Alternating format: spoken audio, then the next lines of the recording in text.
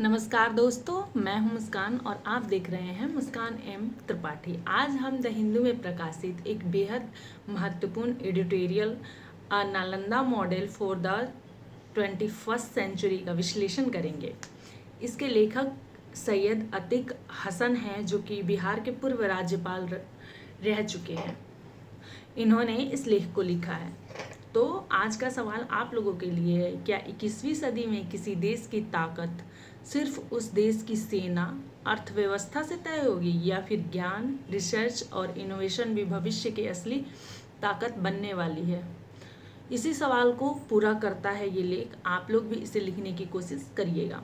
आगे देखते हैं। तो अगर हम अब से 100-200 साल पीछे जाएं तो दुनिया की महाशक्तियां वही थी जिनके पास बड़ी सेना, प्राकृतिक संसाधन और मजबूत अर्थव्यवस्था थी। लेकिन अभी क्या चल रहा है? अभी चल रहा है 21वीं सदी, और 21वीं सदी की तस्वीर बदल चुकी है। अगर आज प्रतिस्पर्धा हथियारों से कम हो गए हैं, नॉलेज और इकोनॉमी की ज़्यादा है। जो देश नई तकनीक विकसित करेगा, बेहतर रिसर्च करेगा और दुनिया में एक नया विचार देगा, वही आगे रहेगा। इसीलिए आज अमेरिका, चीन और यूरोप के बड़े विश्वविद्यालयों में केवल पढ़ाई नहीं कराई जाती, बल्कि तकनीक, स्टार्टअप और रिसर्च का केंद्र भी है। इस लेख में एआई पर भी चर्चा किया है लेखक ने और अपनी राय दी है। वह कहते हैं कि आज पूरी दुनिया जो है वो आर्टिफिशियल इंटेलिजेंट यानी एआई की बात कर रही है। लेकिन उन्होंने एक महत्वपूर्ण बात ये कही है कि अगर तकनीक के साथ नैतिक, ऐतिहासिक, कानूनी और मानवीय संवेदना नहीं है तो तकनीकी विकास समाज के लिए चुनौती भी बन सकता है। इसीलिए केवल एआई सीख लेना काफ़ी नहीं है, बल्कि उसका सही और जिम्मेदार उपयोग भी उतना ही जरूरी है।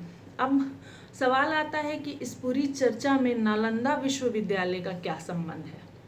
असल में जो नालंदा विश्वविद्यालय था वो सिर्फ एक विश्वविद्यालय नहीं था, बल्कि ज्ञान का वैश्विक केंद्र था।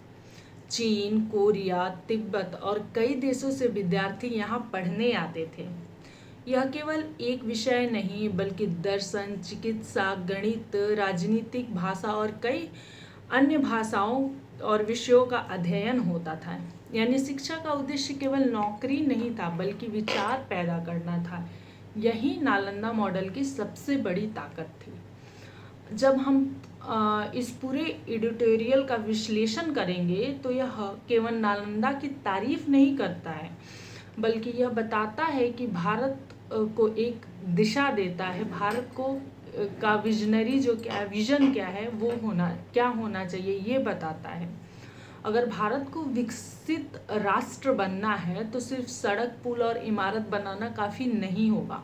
विश्व स्तरीय विश्वविद्यालय, रिसर्च, इनोवेशन, स्किल डेवलपमेंट पर भी उतना ही निवेश करना जरूरी है। यानी भारत को मैन्युफैक्चरिंग पावर के साथ साथ नॉलेज पावर भी बनना होगा।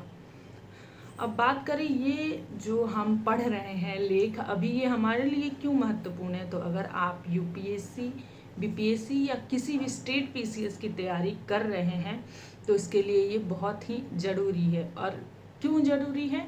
क्योंकि इसमें बहुत सारे विषय जुड़ रहे हैं इस लेख में, जैसे कि national education policy 2020, higher education reforms, research and innovation, knowledge economy, soft power, Nalanda university और इंडियाज़ ग्लोबल लीडरशिप के बारे में इसमें बात की गई है। तो इसलिए ये हमारे एग्ज़ाम के लिए और भी महत्वपूर्ण हो सकता है।